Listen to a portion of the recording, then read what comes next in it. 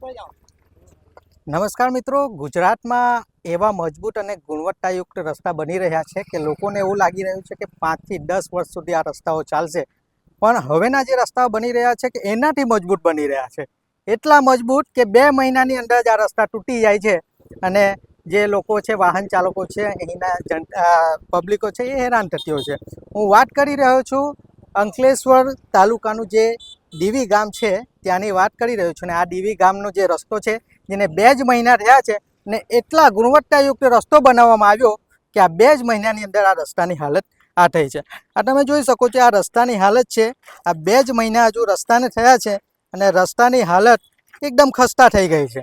તો તમે વિચારી શકો છો કે એટલું મજબૂત રસ્તો બનાવવામાં આવ્યો છે, એટલો ગુણવત્તાયુક્ત રસ્તો બનાવવામાં આવ્યો છે કે આખો રસ્તો જે છે ત્યાં આરસીસી રસ્તો જે છે તે તૂટી પડ્યો છે. આપણી સાથે આમ આદમી પાર્ટીના યુવા જે નેતા છે તેમની સાથે વાત કરીશું. શું કે તો આ રસ્તો જે છે તે ક્યારે બનાવવામાં આવ્યો?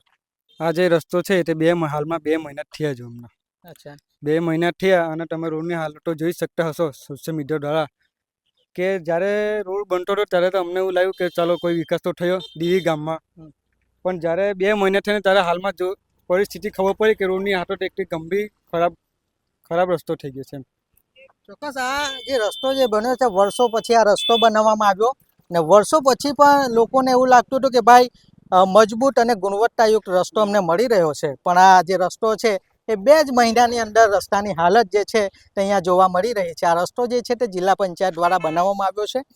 શું કહેશો આ રસ્તા બાબતે? અગાઉ શું કાર્યવાહી આમ આદમી પાર્ટી દ્વારા કરવામાં આવશે? જો આ જિલ્લા પંચાયત દ્વારા જે આ રોડની મંજૂરી આપવામાં આવી છે, તો ખરેખર જે જિલ્લા પંચાયત દ્વારા જે આ રોડની મંજૂરી આપવામાં આવી તે લોકોએ ખરેખર આ બાબતમાં ધ્યાન આપવું જોઈએ કે આ લોકો કોન્ટ્રાક્ટ દ્વારા કામ કેવું કરે. અમે કોઈ કોન્ટ્રાક્ટનો કોઈ વિરોધી નથી, પરંતુ ખરેખર જે તમે જે આ લોકોને ગ્રાન્ટ જો આપે છે તો તે આ લોકોએ થોડી ગંભીરતાથી ધ્યાન આપવું જોઈએ એમ. કેમ કે વારંવાર રોડ તો બનવાનો છે નથી, કેમ કે ઘણા સમય પછી આ રોડ બન્યો. અમારી એટલી માંગ છે કે આ જિલ્લા પંચાયત દ્વારા જે થોડીક આ ચકાસણી કરવામાં આવે આ રોડની, જો નહીં કરવામાં આવે તો આવનાર સમયમાં ઉગ્ર આંદોલન કરીશું અમે આમ આદમી પાર્ટી. આ 2 જ મહિનાની અંદર જો આવી હાલત છે અને જો હજુ 6 મહિના કે 1 વર્ષ થાય તો કેવી હાલત થશે આ રસ્તાની? જો હાલમાં 2 મહિનામાં તમે આ પરિસ્થિતિ જોઈ શકો, આટલો ખરાબ રોડ રસ્તો છે કે તમને શું લાગે 1 વર્ષમાં ટકવાનો છે?